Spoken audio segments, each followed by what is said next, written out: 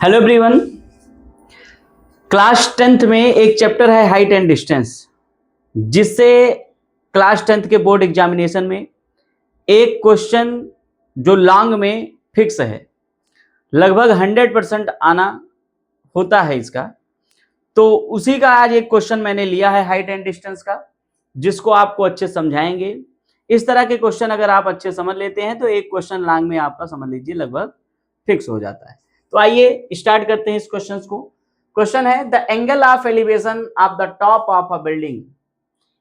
एक बिल्डिंग के टॉप का जो एलिवेशन एंगल है, एलिवेशन एंगल का मतलब जब आप नीचे से ऊपर को देखते हैं तो उसका जो बिल्डिंग के टॉप का एलिवेशन एंगल है from the foot of the tower.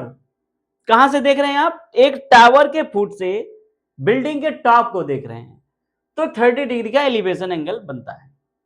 And the angle of the elevation of the top of the tower, और टावर के टॉप का जो एलिवेशन एंगल है कहां से? From the foot of the building, building के foot से टावर का जो एलिवेशन एंगल है टॉप का वो 60 डिग्री है। If the tower is 50 metre high, कह रहा है अगर जो टावर है अगर वो 50 मीटर हाई हो, टावर की लेंथ दी गई है कितना, हाइट दी गई है कितना, 50 मीटर हाई हो, find the height of the building. तो आइए हम लोग इस क्वेश्चन को लगाते हैं।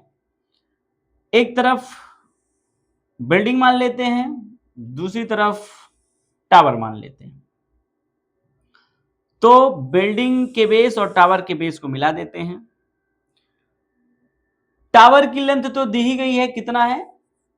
50 मीटर। हाँ, 50 मीटर हाई है, 50 मीटर हाई ये है टावर। बिल्डिंग की लेंथ आपको निकालनी है, इसको आप मान लीजिए h, इसको मान लिया जाता है h मीटर, h मीटर। अब क्वेश्चन था the angle of elevation of the top of the building from the foot of the tower. Tower के फुट से बिल्डिंग के टॉप का जो एलिवेशन एंगल है वो है आपका 30 डिग्री। ये कितना है? 30 डिग्री। दूसरा कह रहा है and the angle of elevation of the top of the tower from the foot of the building, और बिल्डिंग के फुट से टावर के टॉप का जो एलिवेशन एंगल है वो आपका कितना है? 60 डिग्री है। ये कितना है? ये है आपका 60 डिग्री, 60 डिग्री। ठीक है। If the tower is 50 metre high, कह रहा है अगर टावर जो है वो 50 मीटर हाई है, find the height of the building. तो बिल्डिंग की हाइट कितनी होगी? यहां मैंने मान लिया है इसको कितना, h। आप यहां लिखेंगे let the height of building be h metre. हम मान लेते हैं जो बिल्डिंग की हाइट है वो कितना है? h मीटर है। अब आप देखेंगे इसको कुछ मान सकते हैं a, b, c और इसको मान लीजिए d। First of all in triangle A B C, in triangle A B C, triangle A B C में आप देख रहे हैं यहाँ 30 है तो tan 30 इक्वल टू हो जाएगा perpendicular upon base. tan 30 degree equal to होता है परपेंडिकुलर अपॉन बेस। यहाँ परपेंडिकुलर कौन है? ए बी, और बेस कौन है? B C.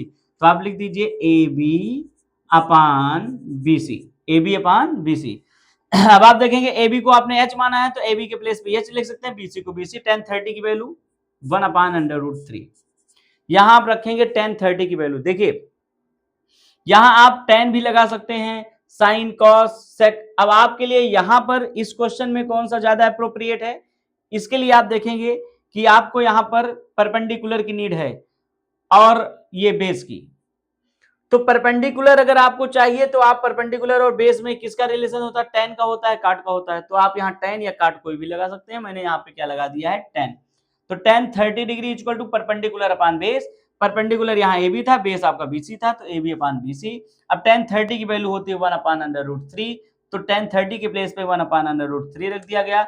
अब यहाँ पर देखेंगे ए बी की वैल्यू आप यहाँ h माने हैं तो यहाँ h आप रख सकते हैं, और बीसी को बीसी एज इट इज। अब आप देखेंगे BC आएगा यहां तो BC बन जाए BC और √3 इंटू एच, √3 जाएगा h के पास तो h √3। इसको मान लेंगे हम equation first. Now in triangle DCB या BCD, now in triangle B C D. अब ट्रायंगल बी सी डी में देखेंगे, बी सी डी इस वाले ट्रायंगल में देख रहे हैं ये 60 है, फिर आपको परपेंडिकुलर की नीड है तो फिर यहां tan लगा सकते हैं, tan 60 degree perpendicular upon base, perpendicular upon base tan 60 degree. तो आप यहां लिखेंगे tan 60 डिग्री इक्वल टू होता है परपेंडिकुलर अपॉन बेस, परपेंडिकुलर आपका CD है और बेस वही BC है, तो आप लिख सकते हैं CD अपॉन BC। tan 60 की वैल्यू आप पुट करेंगे जो कि होती है √3 और CD जो कि 50 मीटर दिया गया है तो आप यहां लिखेंगे 50 मीटर अपॉन BC को BC ही लिखेंगे, BC को BC ही लिखेंगे, कोई वैल्यू यहां नहीं मानी गई है। अब BC इधर क्रॉस मल्टीप्लाई में आएगा √3 BC के प्लेस पे, BC √3 के प्लेस पे क्रॉस मल्टीप्लाई में BC इधर आ गया, √3 आ गया 50 अपॉन में। इसको आप इक्वेशन सेकंड मान सकते हैं। अब आप देखेंगे इक्वेशन फर्स्ट में भी BC की ही वैल्यू है, इक्वेशन सेकंड में भी ये BC की वैल्यू है। अगर ये दोनों वैल्यूज BC की हैं इसका मतलब ये दोनों वैल्यू भी क्या होगा, इक्वल होगा, क्योंकि ये भी BC के इक्वल, ये भी BC के इक्वल।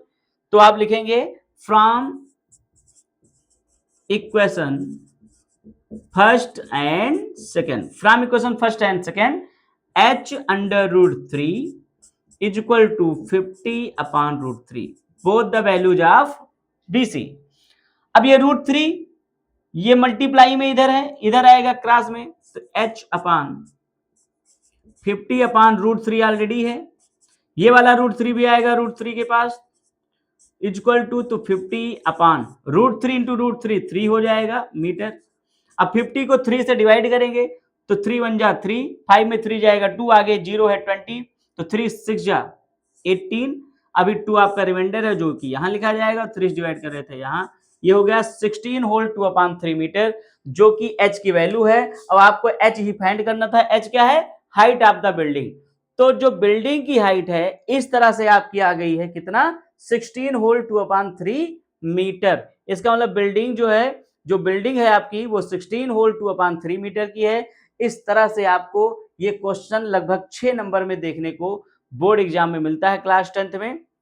तो बहुत ही इंपॉर्टेंट क्वेश्चन होता है, बहुत ज्यादा यहाँ पे आपको ये टफ नहीं लगेगा और आसानी से ये समझ लीजिए आपको 6 नंबर मिल जाएंगे और लगभग इस तरह का क्वेश्चन एक आना फिक्स है। तो आई होप आपको समझ में आया होगा। अगर किसी तरह का कोई डाउट है तो जरूर कमेंट करें और उस जिससे कि आपका जो डाउट है वो क्लियर किया जा सके। तो आज के लिए यही क्वेश्चन था। Okay, thank you. फिर नेक्स्ट क्वेश्चन आपको नेक्स्ट वीडियो में लेके आएंगे।